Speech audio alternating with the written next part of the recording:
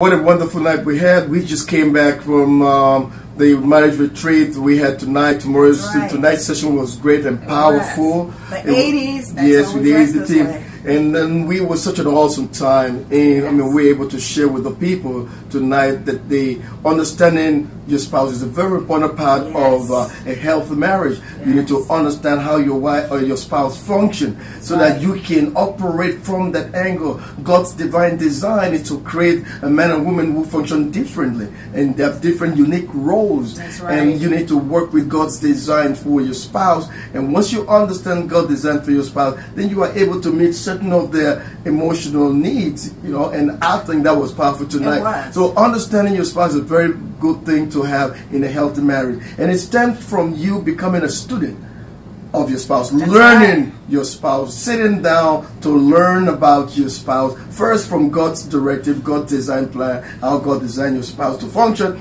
and then secondly, from spending time with your spouse, finding common ground, learn, talk about it. The differences are very important also. Learn those differences and then take it from there. You're absolutely right. The more that we understand each other, the better we actually function, the better our marriage becomes. When we lack understanding, frustration is going to come in. We start to get frustrated with each other. Stress kicks in.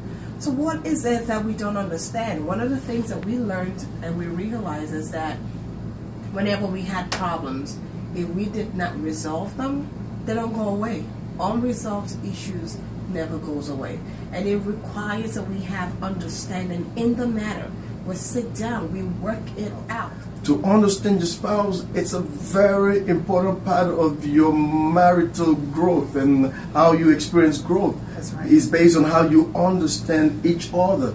And if you don't understand each other, it creates a moment of frustration. Frustration arises because you don't know what to do. And so we understand that we need to have a time when we become a student of each other. In other words, I learn to know more about what she needs and she learns what I need. And in the process, we both fulfill each other's needs.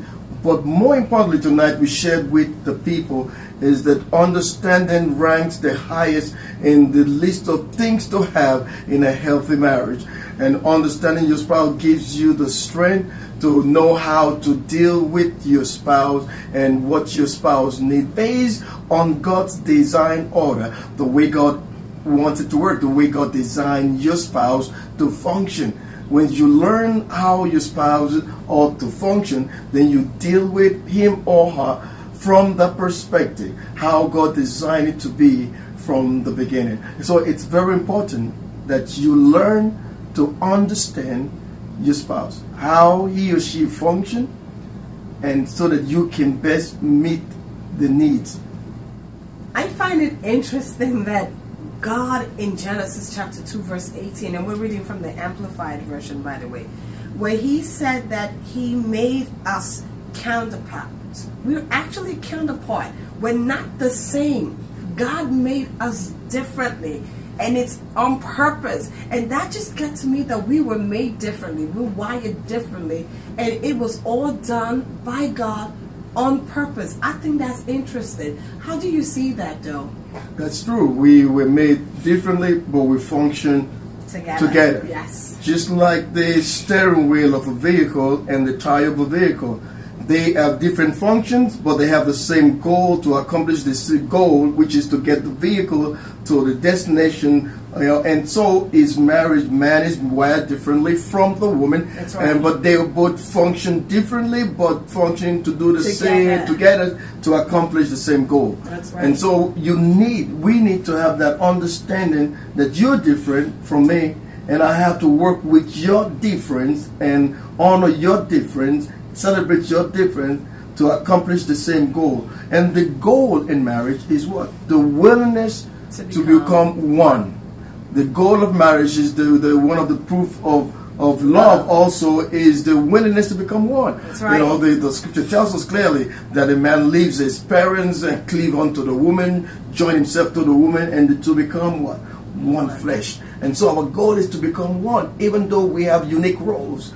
Yet we function differently, but we can accomplish the We same work goal. together. We want to accomplish the Amen. same goal. All right. So now that you said that, because I remember that the first year of our marriage, that was one of the things that caused the us clashing. We didn't really understand each other, and I wanted you to be a certain way, and you wanted me to be a certain way. Yeah, that's true. And nothing changed until we were both willing to actually take time to learn and to know each other. I think the key is exactly what the scripture says, to submit to one another in love. That's right. And what the scripture wanted to say, what the scripture is saying is that in order to have that understanding, we both must be submissive to each other in the fear of God. Wow, that's good that you said that. And you that. can't understand until submission takes place, or should I say, part of understanding is being submissive to each other. But remember that when we were dating, we spent time, a lot of time together. That's true. That's We true. spent time, you gave me listening ears, you were eager to learn, to listen. Everything I had to say, you just heard me. But what usually happens is that as we settle into our roles as husband and wife, what we started to see was we started to talk less and less. We were working and we were Like in talking most less. marriages, That's yeah. right. And so what would happen is when you're talking less and less, You create a distance. that's right. There's Vacuum. a distance right there. Yeah. So now misunderstanding will start coming in. Yes, absolutely. Disagreements will start coming in because you're not spending as much time as you used to spend when you were dating. Listen, whatever time you put in to where you are right now, you're going to have to put in more time now that you are married. You have to intentionally create time. That's so correct. we can talk. Yes. Like you said, because we are two different beings and we wired differently. And the only way we're going to understand each other is by spending time together. to get to know each other. Yes, that's true. So this year, let's go get it and make that God-made marriage work for you. So spend time with your spouse and getting to know each other, understanding who he or she is, so you can work with God's design. Love makes it last. I believe in what we have. You